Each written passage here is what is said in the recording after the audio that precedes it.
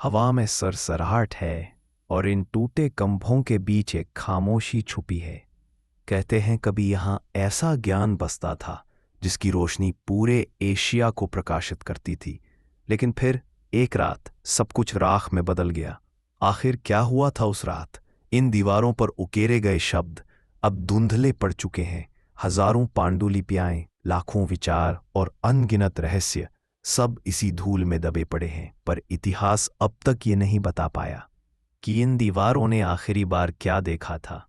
नालंदा दुनिया का पहला आवासीय विश्वविद्यालय, 10,000 से अधिक विद्यार्थी, 1500 से ज्यादा आचार्य और एक ऐसा माहौल जहां ज्ञान नदी की तरह बहता था।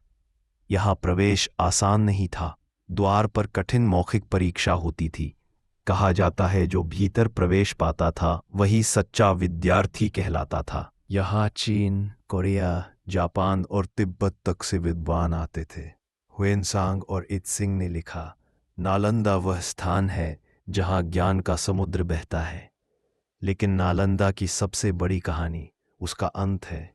एक ऐसा अंत जिसे इतिहास भी पूर्ण रूप से समझ नहीं पाया।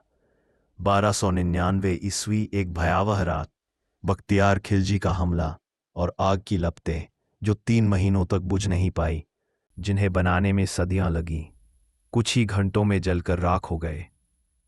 लेकिन क्या सब कुछ नष्ट हो गया? कुछ इतिहासकार मानते हैं कि नालंदा की कुछ अमूल्य पांडुलिपियां कहीं गुप्त कक्षों में छिपाई गई।